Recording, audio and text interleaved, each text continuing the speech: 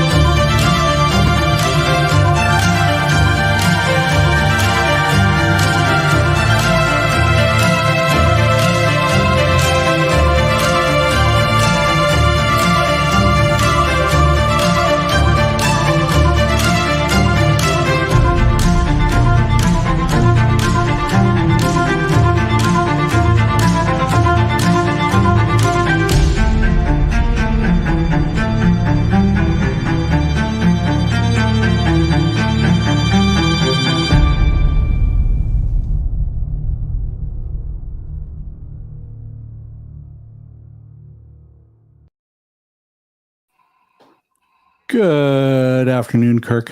How are you doing today? I think I'm doing well, Sheldon. It was cloudy this morning, but the sun has come out and it's looking pretty nice out there. Yeah, it's not sure what it wants to do here. It's either spitting a little bit of rain or nice and sunny. So it means we're dragging the pillows off the back deck and stuff. Yeah, every I few did. minutes. I did that last night, put the pillows away. Yeah. The other thing is that I've got a cup of Bengal spiced tea, which is really quite amazing. Bengal spiced. Yeah, so if Bengal spiced tea guys, you're listening, you might want to sponsor us. Yeah, we're always looking for sponsors.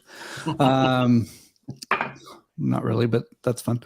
I'm still waiting for your son to throw some tents our way just so we can promote him a little bit more. He's got no tents to throw. They were sold out within about 2 minutes, I think. Wow, that's awesome. That's awesome.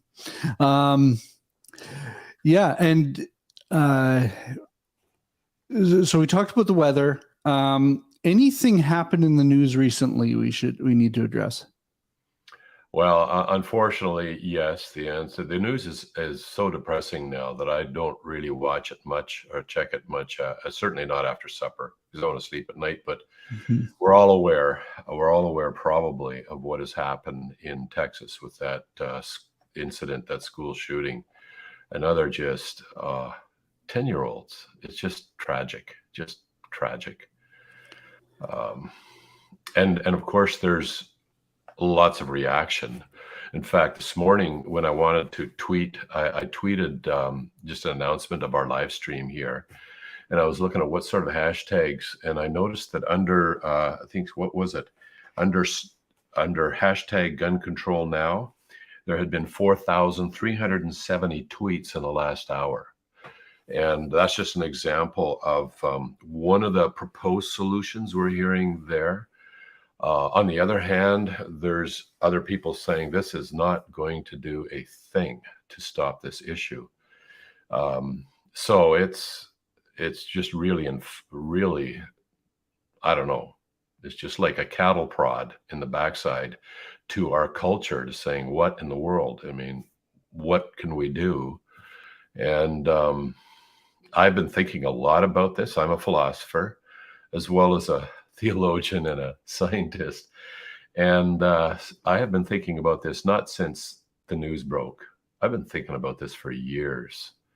And it's not a simple, like, do this or do that. That actually is not the issue. Not that.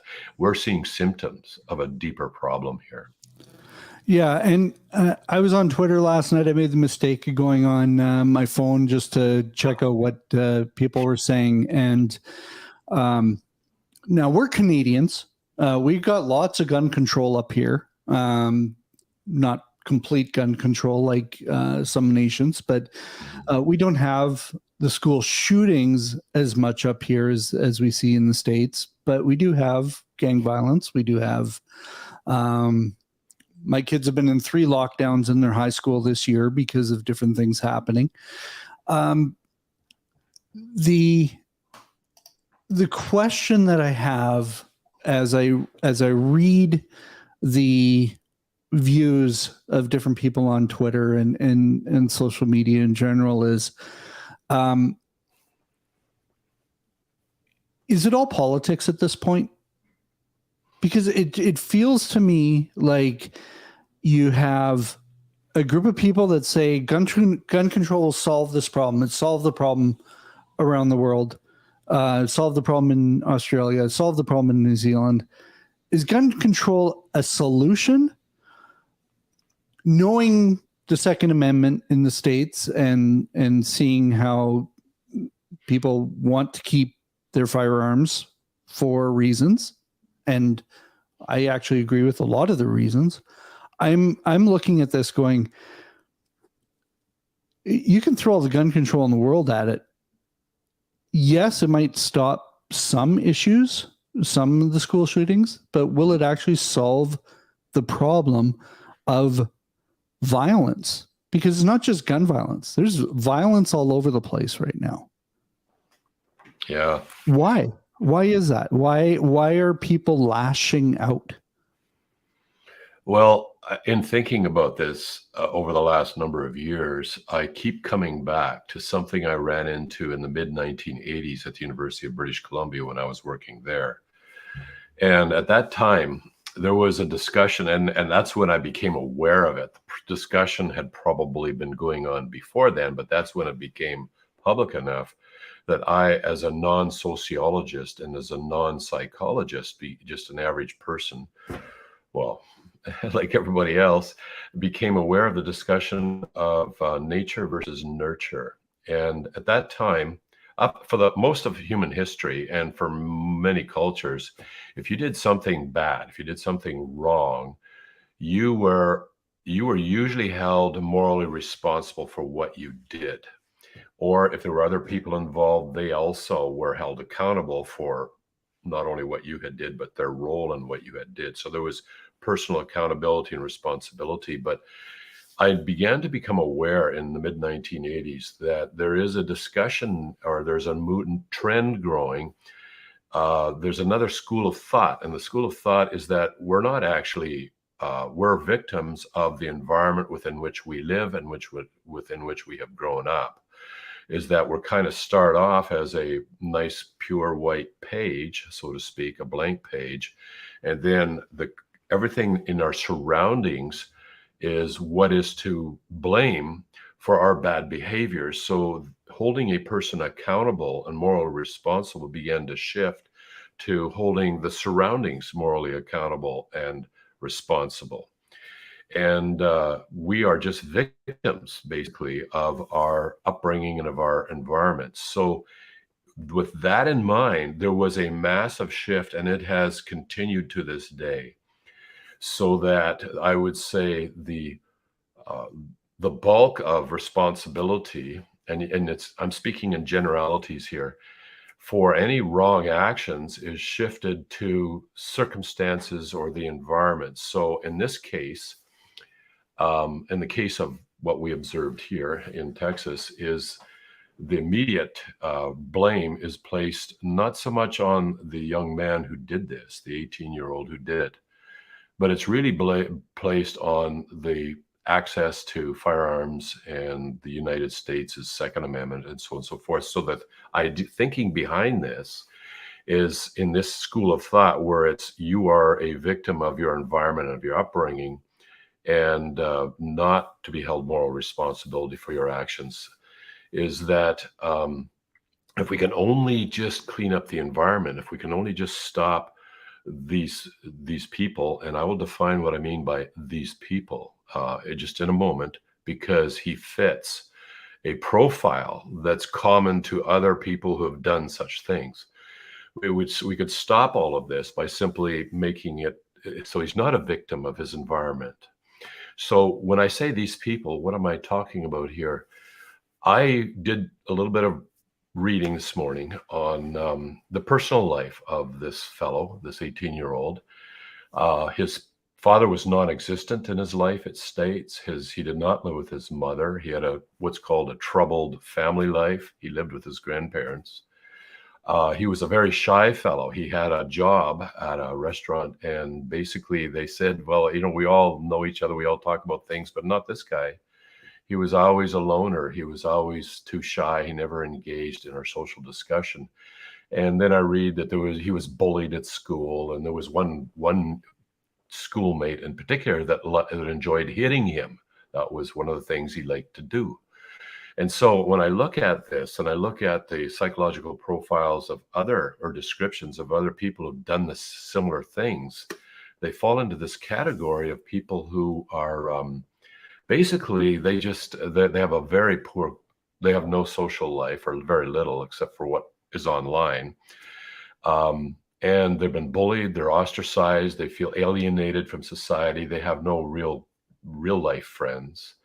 And we had we had a massive incident in Toronto. It was a van attack that killed, I think it was, 11 people and injured 15 in Toronto, but he used a van. So as you mentioned, firearms are a lot harder to get a hold of in Canada, unless, of course, you want to get them illegally, and then it's remarkably easy to do that. But if you want to go about legally, there are a lot of we're pretty restricted here.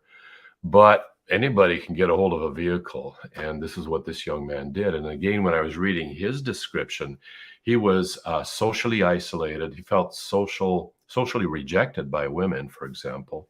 9 out of the 11 people he killed were actually women, just by driving down the sidewalk and running over people.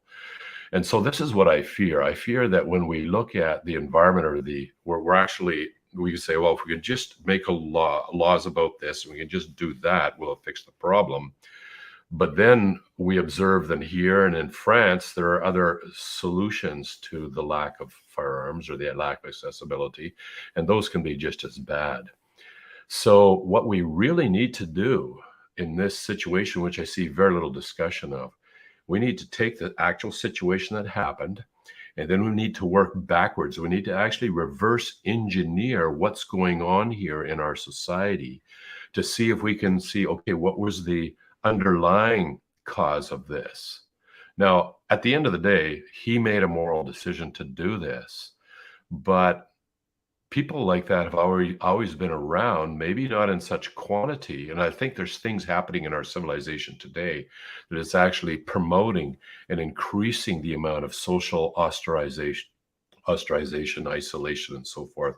For example, in Canada here, we had a very intentional campaign by the media and the government to shame and ostracize those people who were not vaccinated, to publicly shame them, to continue to ostracize them, to keep them alienated, and saying terrible things in the media about them.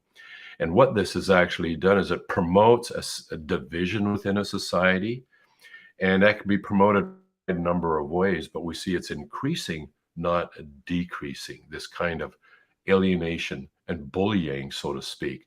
That's not just against him, but the bullying is going in other areas, and it's producing what is described in one description of what's going on here in Canada as what was it? The word rage was used, a silent rage of people who have been ostracized and alienated. So again, we have to look at, well, what's underneath this? Why is it that we feel the freedom to bully people? Now, we might not agree with the bullying that was done on him, but many people would agree with the bullying of the people who hadn't taken the vaccine. So what is it that makes us feel the freedom to denigrate people, to bully them, to make them set apart, to exclude them from social functions and so forth? Then we have to go even deeper still, because that's not necessarily the problem. What happens further down?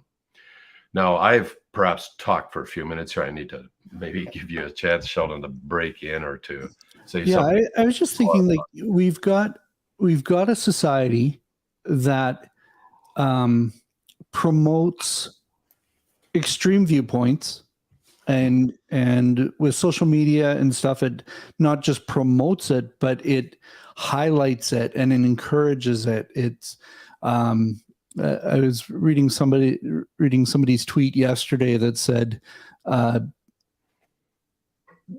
the and I'm paraphrasing, they said he said that to get clicks. He said that to get the retweets, because when you retweet him saying how stupid this viewpoint is, that encourages the algorithms to promote him even more. And so when 4chan does its thing, I've been on 4chan to see what's going on there. It's not a good place. I don't recommend anybody ever goes there. The trolls, the people that are saying stuff to get reaction, are promoted. And the same thing happens in Twitter and Facebook and TikTok. I know we'll talk about TikTok in a minute, but the viewpoints of people that are struggling with community, with relationship, they are turning to places where other people feel the same way and validate those viewpoints that they have of, I know the term incel has been used with the person that drove the van. So if you're struggling with relationship with people, if you're not able to get a date, if you're not able to relate socially the way the world expects you to relate to people, which is highly sexualized, you turn to places where you feel you're able to talk. And 4chan is that place for a lot of people because they validate that viewpoint that, yeah, the opposite sex is bad and all of these different things. And so we're living in a world where you can get community in the wrong place. It used to be the bar. That's not the place that people go to anymore when they're lonely. Yeah, some do, but they go where the gamers are. They go where the people like them are.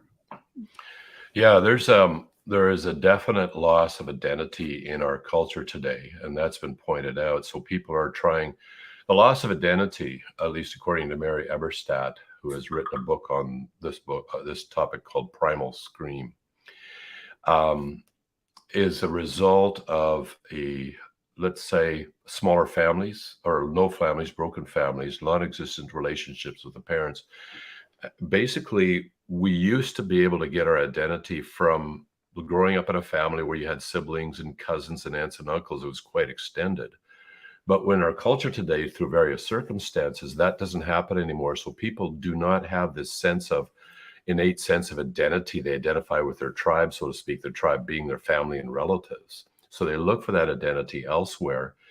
And it's a problem because nothing else, it's hard to find an identity out there that's actually going to fulfill and satisfy you inside.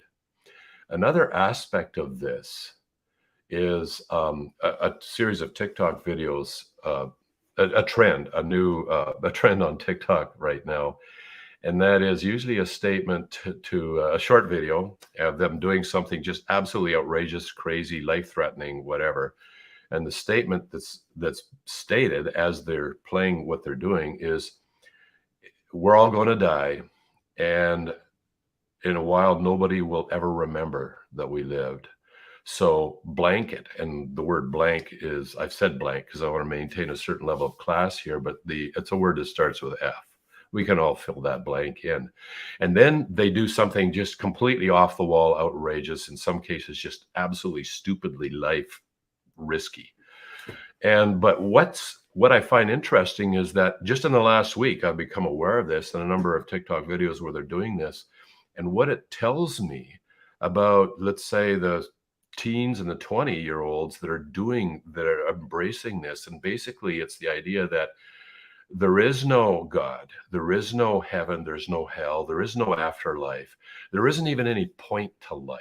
There's absolutely no point to life. So blanket, just blanket and do something outrageous. And for some people, that outrageous thing, in fact, I fear for a growing number of people, that outrageous thing will be doing what we saw in the news this week, or doing what that guy driving the van did in Toronto did, more of this. So the question is, there's an underlying problem here. And what I'm suggesting is that the problem is not to try. Obviously, I'm not going to pass out knives to toddlers. Okay. So obviously there is room for some sort of wise access to firearms here, so that hopefully people who are deranged, who are deeply troubled like this, will surface. And I know here in Canada, you have to fill out an application. The investigation is done with friends and relatives, just try and find those people, and they don't qualify. But that's not actually that's going to stop them from carrying it out in one sense, but it won't stop you from renting a vehicle and doing it a different way. So somehow a more fundamental problem here is there is no heaven, there is no God, there is no point in life. So just blanket. And that blanket is a fearsome thing when you see that this is trending amongst teens and early and 20-year-olds, because that is a forecast of where we're going as a society, which is not in a good place. Yeah. The other thing I'm seeing is, okay, let's limit it to people that are 21, because 18 years old isn't adult enough. Brains aren't developed enough for this. At the same time, we want them to vote at 16. I don't get it. We want them to have complete autonomy over their bodies at 13. We don't have any consistency in terms of when people are actually responsible to make life-changing decisions. And not that a lot of people would make wise decisions at 21 anyway, because the difference between 18 and 21 for this man wouldn't have probably been a lot. I don't think he would wise up in those 3 years unless he ended up getting into a community of people that could validate him for a real identity instead of somebody that wants to go out with a bang. And I think of the gangs, like as this is happening in Texas, an equal amount of people are dying in Chicago, and that's gang warfare. It's not incels, it's gang warfare. But it's the same underlying problem where people are looking for identity. People are looking for a place to fit in, and the gangs are offering that, and they're not getting that in other places. Mm-hmm. Yeah, I think back to a discussion we had, Sheldon, I guess a month or so ago. It was on the research of J.D. Unwin, who examined 86 different civilizations and societies and cultures, and found that every one of them, without exception, irreversibly, once when they crossed a certain threshold of sexual freedom, collapsed within 100 years.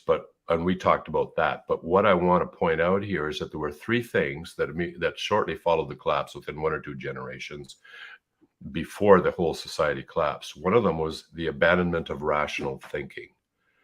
The second was abandonment of belief in God. And the third was the loss of lifelong marriages. Those three things happened in every case before the collapse of a civilization. And what we observe here is all three things have already happened since our sexual revolution of the 1960s. So when we have a situation that fundamentally, now that is, people would say, well, is that the cause, or that just led to another set of circumstances that itself was the cause? I tend to think that it wasn't a direct cause, but it was an indirect cause that led to these other three things happening. And that's exactly what we're seeing today. First of all, rational thinking is out the window. So even if that guy was 21, I see no evidence that with this new generation, like with the old baby boomers who grew up in an era of rational thinking. And when I say rational thinking, even that term has become corrupted today. It's just incredible how rational thinking just embraces certain assertions which have not been reasoned to or concluded logically, and on the basis of those assertions makes decisions. That's not rational thinking here. So even rational thinking, the concept is being lost to the next generation, to this generation of the fellow who did what he did, and to the fellow in Toronto who did what he did. The second thing, though, is the loss of belief in God. And we have seen that in our society remarkably since about the 1970s. 1970s, there was a deliberate, intentional campaign or movement or agenda to remove God from government, from the schools, from the public life. And when I say to remove God, I'm talking about just, we don't want the church running the government or the church necessarily running the schools, but what you didn't anticipate was that even the concept, even the belief is completely removed. You can't even mention God today in a school unless it's in a negative context. And so if you have the removal, the deletion of God in the mind of, say, this young man and in society in general, and I don't know what his personal religious beliefs were. I mean, obviously, if he had a sincere belief in, let's say, authentic Christianity, it's absolutely incompatible with what he did, completely incompatible. But this removal of God from the society also removes any ultimate point to life. So you make up your own point, you make up your own reason for existence. But then eventually people realize, I'm just making this up. It's actually pointless. I'm just living in a lie. I'm living in a delusion that there's, and so I think the younger generation now is actually realizing this, and this is why you're seeing those TikTok videos. You're gonna die. Nobody's gonna remember you. So blanket, and then they just do crazy things that my generation would have probably not done in general, simply because they would have seen them as extremely dangerous or foolish or just plain wrong. Now, there was a group of people in your generation and in my generation that have mental illness and their brains aren't working properly, and bad things happen. There was a stabbing in middle school in the town I used to live in, and it was somebody who they needed to be in a hospital. Yeah. And because their brain was not working. And so there's a difference between that and somebody who has the ability to process information and goes out and does something because they want to hurt people because of how they've been treated. Well, I'd still say that's a mental health issue. And the difference, I think, between, we've always had people who have faced mental health challenges, but what we're seeing now is an explosion, just an explosion, a massive increase, in fact, in mental health challenges. In fact, I was surprised at a news item for our local university here. They did a survey, a study amongst university students at the universities in the city near where I live. The majority, like we're talking over 60%, were struggling with mental health challenges. 2/3 of our young people in universities today, at least in these two major ones here, which are very reputable universities, 2/3 of them are struggling with mental health challenges.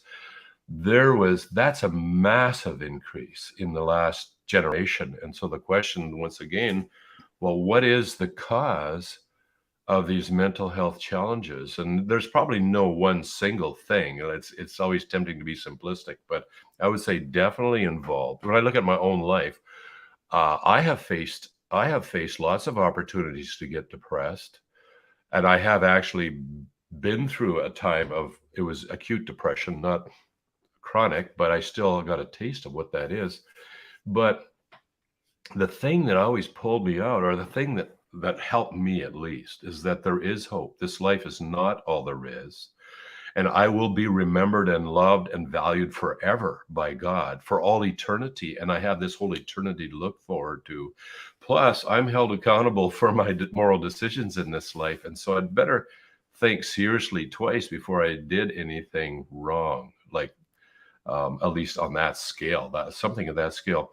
And to highlight the difference, I remember back when I was in grade 11, we had at my high school, which had, I don't know, 900 to 1,000 students, we had School Spirit Week, and one of the days that week was Shady Character Day. And so they encouraged the whole school to come dressed up like a shady character, trench coats with the props, hats, sunglasses, and guns. So I just brought a BB gun. That's all I brought. I smuggled it on the school bus into school in case the bus driver had an issue with this under my trench coat. But at class change, there were like people dressed as gangsters with guns like you have never seen. If you did that today, it'd make national news. Like a friend of mine brought 2 9mm submachine guns.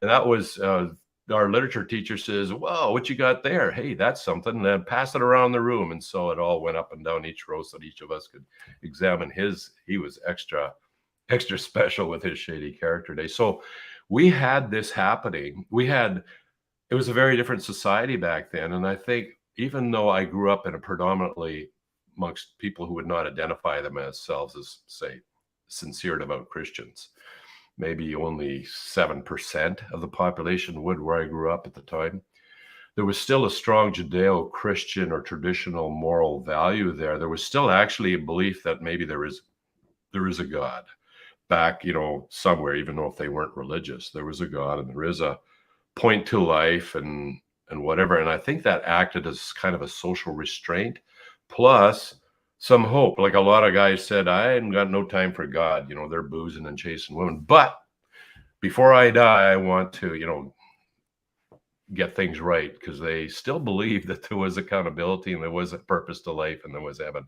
They just wanted to have fun first and then put it off. Whereas today, there's no hope of that, no belief. I'm saying in general, of this is a growing trend. So that's got to produce an environment within which, so when people are asking, what can we do? And they tend to have what I call a knee-jerk response, just like an animal. Do something. Yeah, We do need to something. do So something. I've seen animals that have been hurt or injured, and they'll turn, especially a dog. I saw a dog once that had been injured back on near the hip, or back halfway between his shoulders and his response was to turn around and bite at that area as if this would solve that pain problem back there. But in reality, it doesn't solve the problem. And a knee-jerk response is, oh, did he use a gun? Well, let's just ban guns. Or, oh, did he rent a van? Well, let's just ban motor vehicles. Well, we obviously can't do that.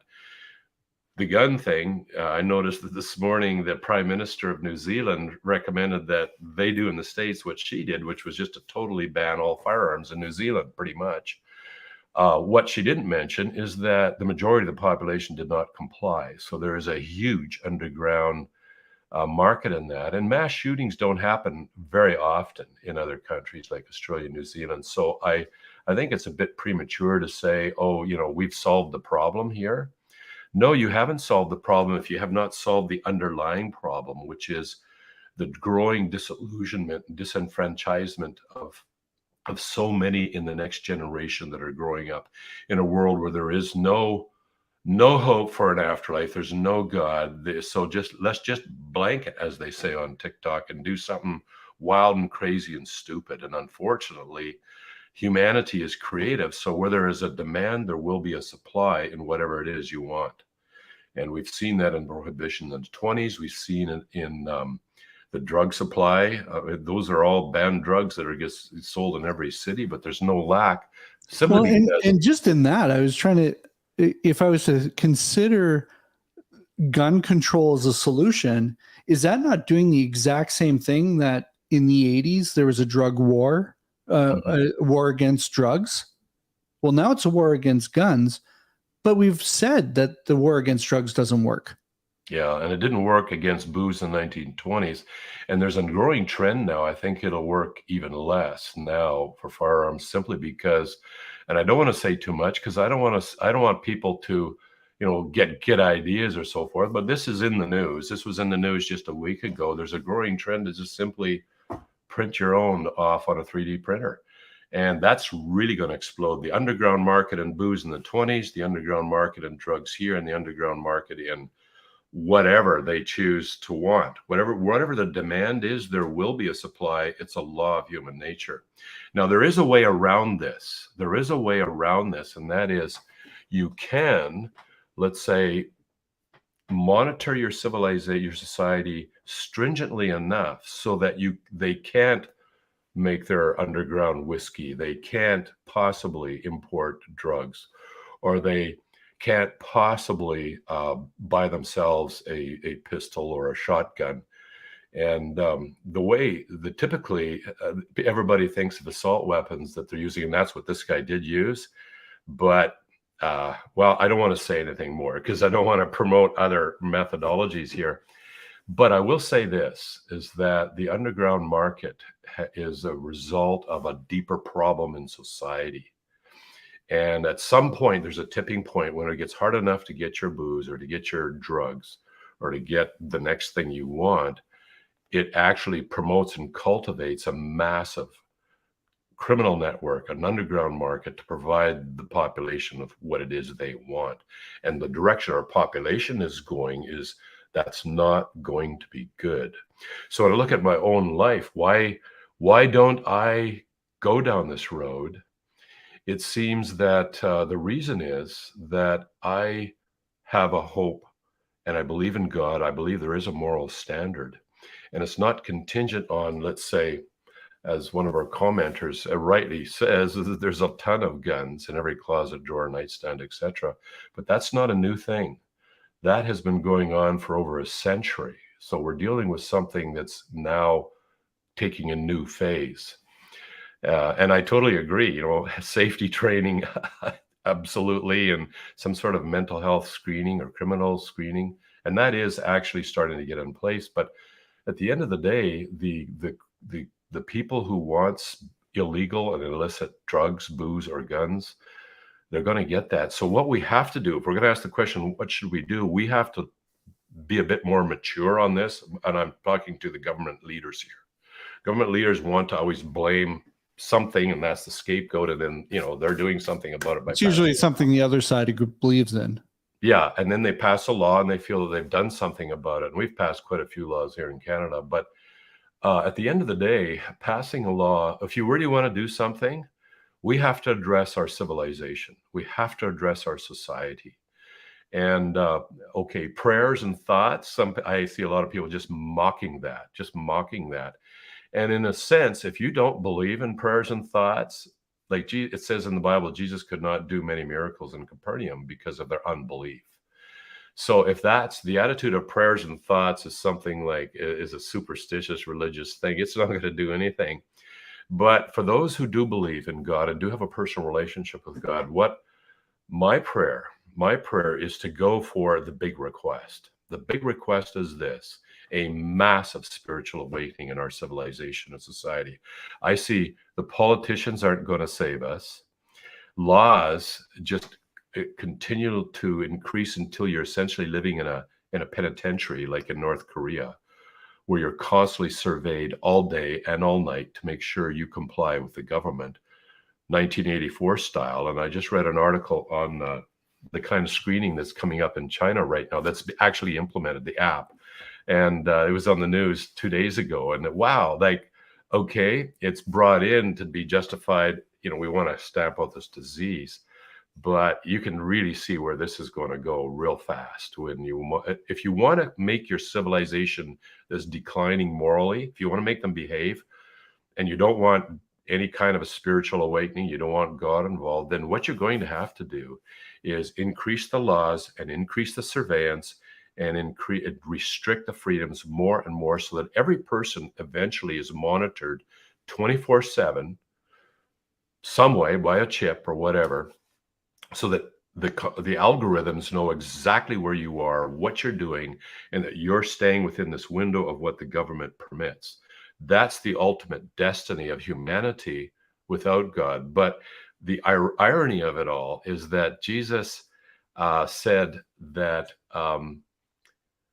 he just gave 2 laws. So God has only 2 laws for humanity: love the Lord your God with all your heart, soul, strength, and mind, and love your neighbor as yourself. That's the key thing. But real life says people are not going to love their neighbors themselves. They're always going to be looking for loopholes, and thus we're going to have government making yet more and more laws. The more people don't love their neighbor, the more laws will be required, the more freedom is constrained, and it's a horrible situation. Now, Serpa points out here of something very true, that revival depends on people who claim to be Christians, let's say believers. First of all, there are a lot of people who claim to be believers but really aren't. But the real believers, we ourselves have our own issues. Are we honest with God? I mean, you're bang on, Serpa. This is why I think it's up to the believers to, first of all, ask God, examine me. Have I got problems? Because I'm pretty sure I do. To think you got no problems is just plain naive. I got problems. I want God to work in my heart, but I also ask him, God, we need a massive spiritual awakening in our civilization, big time, because my faith in government was lost a few decades back. I think government's important to fulfill its simple roles, but to save us as a civilization, not going to happen. Not going to happen. Because So human nature exists within government as well. Human nature is our problem. So it's not that human nature is just an outcome of our society. No, our society is the cumulative effect of cumulative human natures that form that society. That's been my thought on where our society goes. The environment is a product of the human natures that form that environment, not the other way around.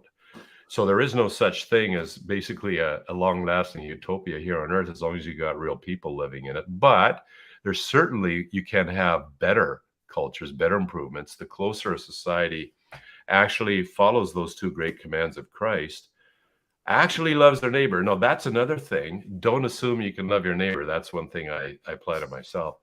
I'm old enough now to say, forget it. Like I love the people that I enjoy being with, but it does not come naturally to actually care and have compassion for somebody who's not so good in the society. What about that guy who did the shooting?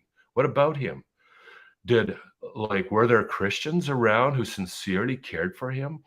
Are you watching out for those people who don't seem to have friends, who seem to be ostracized by society, who seem to be discriminated against? Are you actually sensitive and aware of these people?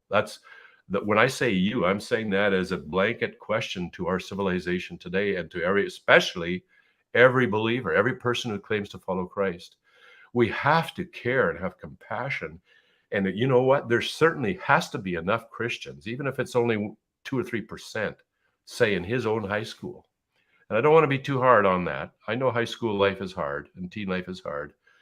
But man, if the Christians in any given high school, and if we all just watched out for people who are struggling and people who have mental health challenges, and we just came around them and did whatever we could just to be friends with them, at least just to be friends and talk with them and find out more about them and do kind things for them. You know, that guy, I'm sure there were Christians who could have done that, but maybe just, you know how it is. We're all busy. We all go about our life. I do know, I believe it was Columbine, which was sort of the first major news. It had happened before, but there were a few of the girls that were killed there because they were Christians. And so even though they tried, it didn't help. Now, Serpa, this is an excellent question. Is it possible to fix society before the rapture if the world only knew what is coming? Well, the world does know what's coming. When I think of the world, I'm thinking of the powers and principalities of this world. They know what's coming. And so that's why the Bible says it's a battle. Now, if the battle is not with flesh and blood, but with the princes and principalities of this world, is it possible to win that battle before the rapture or before the coming of Jesus at the end. Excellent question. But what Paul says in Romans is, I do what I do not want to do. So even somebody who's a Christian struggles with the human nature. Can you fix society without having a complete revival that overwhelms society? Yeah, well, it's a good point on both cases here, both Serpa and you, Sheldon, that you make here is this this problem. I think it's okay. I don't know we don't know when the Messiah, Jesus Christ, God Himself, the second person of the Trinity, is returning to earth. We don't know that. We are given prophetic descriptions of what will occur before that happens, though, and it's not good at all. It says wickedness will increase. In fact, the most wicked time in human history will occur when the Christians are basically pretty much wiped out, and evil is just humanity is just free to worship itself, basically. But the question in my mind is this it or not? And so just in case it isn't, I think part of my role is to be salt and light in this world, is to pray for a massive spiritual awakening, just in case the coming of Jesus Christ is not for another couple of thousand years. No, I really hope not. We see things happening today that have never happened in history. That global internet has made possible, and a new level of depravity that online world has made possible. But that could still be changed. I don't think we can fix society, but we can certainly have a preservative impact. We have had throughout history, you've seen that when authentic Christianity is practiced in a particular village, in a society, in a country, the crime rate goes way down. The getting along together goes way up. You never fix it because, as you pointed out, Sheldon, there is an ultimate problem. That's human nature, which I have too. And I have to actively each day kind of, as God says, set it aside and live by the new nature. But ultimately, just in case we're not approaching the second coming of Christ, I pray for a massive awakening. But at the same time, know that if we are heading into the last days here, we've been told in advance, it's going to get very, very ugly. The ugliest it has ever been in human history. It'll be so ugly that it'll make all the other atrocities of history secondary by comparison. And there's nothing we can do to stop this. But it's basically that TikTok meme throughout all of society. Yeah, when society reaches that, doesn't matter. Let's do whatever we want. Let's just blanket, and it'll happen. It's sad because one of the other differences I noticed today, just from reading survey results, is that a much larger portion of humanity today feels that the future does not look good. And I could totally sympathize. I mean, when you see, I agree. Depending on what you define as future. Well, even we're forecasting, even in Canada, on our Canadian news here, massive food problems this winter because of what's going on in Europe. They're forecasting that. So we see what's going on in Europe. And when that happened, when Russia invaded Ukraine, my first thought from a purely secular point of view is, haven't we as a civilization moved past this, where some egomaniac decides he's going to invade another country and slaughter people by the tens of thousands? Haven't we moved past this? But then the other part of me, the wise part, says, nope, it's been prophesied this will continue on. Wars and rumors of wars, food shortages, outbreaks of plague near the end. So humanity deceives itself from time to time. First of all, what happens is a cycle. The authentic Christianity in the countries where it has been increased causes a flourishing of that culture, or even just a high standard of traditional morality in those countries that have no knowledge of Christianity in the past. It causes a flourishing in that society, but then there's a tipping point where immorality and human nature take over, and then this collapse, and it goes up and down again. So that's the story. Is that not what we saw in Judges? Exactly. where Like every you person have did what, the state of, okay, we're in a you have the good judge or good society for a while, then everyone does what they think is right in their own eyes. yeah. And And then then the plug is pulled, horrific things happen. And the Bible says that, here's a quote: when the earth experiences your judgments, then, how's it put? When the earth experiences your judgment, I'm going to paraphrase here, the people turn to God.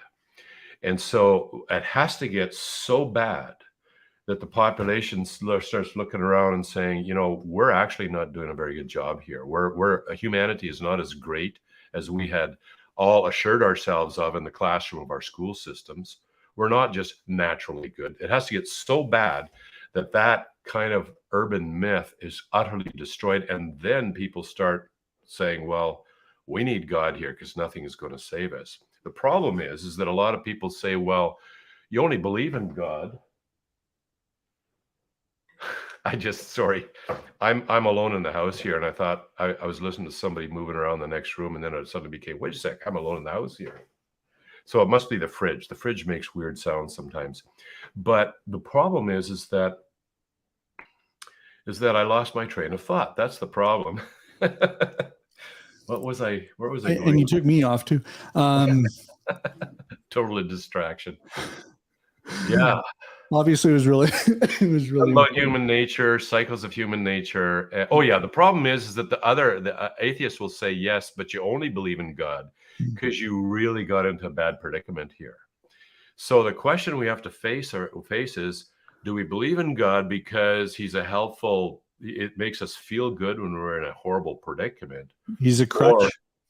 As a crutch. Or do we get into the horrible predicaments because we actually have stopped living according to the true God who we've been created to have a relationship with? I go with that explanation. And that's everything that I see in my own life, is that I didn't believe in God to help me make it through the day or to help me stop doing bad. That's not why I believed in God. I simply believed in God. I think I was attracted to God because I really do believe it is as he says. That is, he is the origin of every good thing given and every perfect gift. And Jesus Christ is how we can have that relationship with God, to basically solve the problem of our human nature by taking the demands for justice. And we all believe in justice. I mean, we tend not to want to believe in it when it comes to our own actions with respect to God, but we all certainly believe it in the real world here. Somebody goes scot-free for an atrocity, we have a problem with that. Or if a judge just forgives you because he loves you and he's your friend, which we see a lot in some countries I've worked in the past.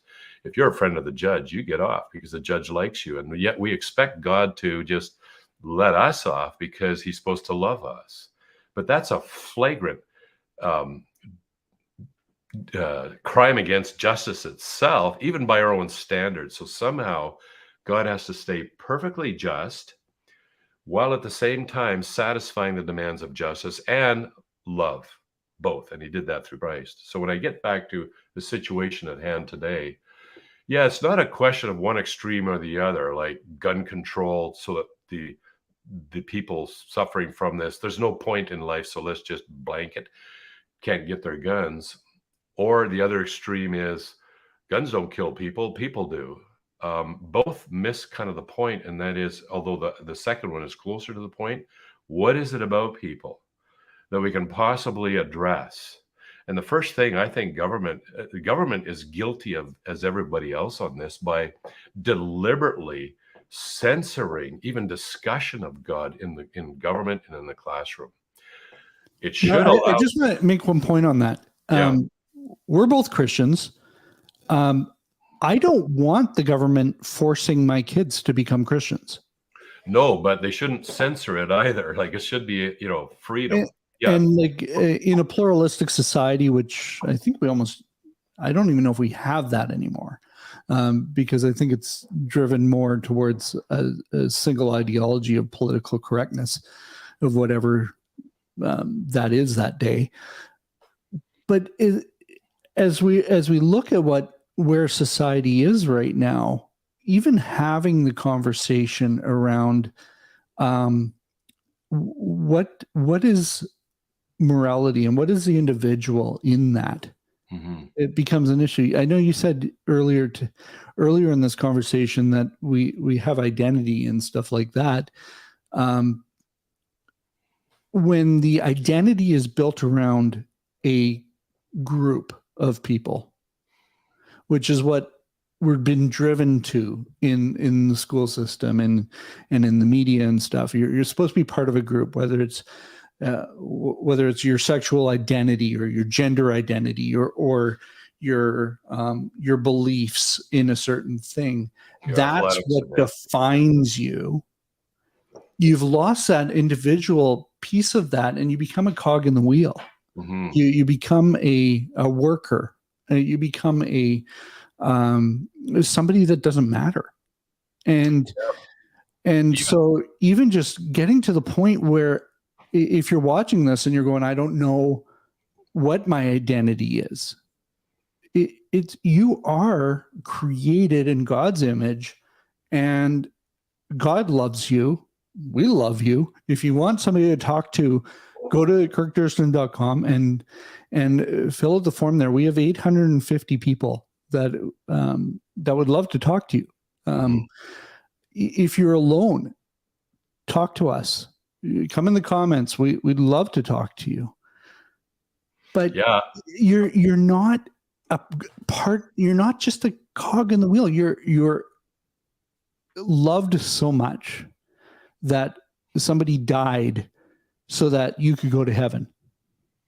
Yeah, and it's and a lot of people who watch this, not necessarily now, there's not that many, but I know that throughout the next week or so they will. They may say, I didn't have a family that gave me my identity. And once again, I think it's a little risky to put your identity in your family, in your tribe, or whatever, when in fact there is a much, much greater identity that Sheldon has just talked about here. Like, for example, I've had people say, I mean, I've certainly had my share of bullying and mocking being a Christian and stuff too, at extreme, perhaps some places. But it makes all the world of difference to know that the creator of the universe actually loves and values me and you as he does his own self. Like you, there's no hierarchy. Like Jesus, before he died, he says he wants the world to know that those who put their faith in Christ are loved even as the Father loves the Son. So if you can imagine how much, if you can quantify that, which I don't think you can, you are valued by God. You are created by God to have a relationship with the one who is the origin of beauty and love and honor and power and music and every good thing. You've been created to have a relationship, and that being values you to a level that cannot even be quantified. That's where I get my identity. So you can take everything else away from me. And I've had to face that possibility on all sorts of different occasions. But one thing you can't take from me is what God's value for me and what he thinks about me. And we're all in the same boat together. I know I've talked with people who say, I'm so messed up that God wouldn't possibly care for me. We're all messed up, or at least we all have the perfect capability of messing up if we grew up in your shoes. Like, if you want to see somebody who messed up, look at Manasseh. That'll be a discussion for another time. When you read what Manasseh did in the course of his life before he turned back to God, it makes all of us look like just amateurs. Amateurs. Even Putin right now, what he's doing, he's messed up majorly. A lot of people have died, but even Putin doesn't do some of the things Manasseh did. And yet, when Manasseh turned back to God and prayed a prayer like he prayed he'd messed up and he wants to come back to God, it says God heard his prayer. God can hear your prayer. And this, I think, is the real solution. If I thought some other solution was going to solve the problems of society, I'd be on it. But at the end of the day, I think exactly what we're talking about here is the ultimate solution. But it's not society, one whole society at a time. It's individual by individual at a time that forms that society. All right. Well, we are at the hour mark, so we need to end it here. Thank you for those that have sent in comments. And as you watch this in the archives, please send in the comments. Go to kirkdurston.com and connect with us. We'd love to hear your thoughts. Are we totally wrong? Tell us. Well, that's fine. Been told that before. But if you have if you have that struggle in your life right now and you just need somebody to talk to that actually does care for you, not the guys in 4chan, but people that actually do care for you, please reach out to us. We would love to talk to you and connect you into a real community. And I do believe we have that sinful human nature in the past, but we do have a solution for that society just doesn't want to know about. Society doesn't like it because society wants to control you in a negative way. And so reach out to us. We'd love to talk to you. All right. Any last things, Kirk? No, I think we've given people plenty to think about here, Sheldon. All right. Well, we will see you in a little bit. Bye for now. Bye-bye.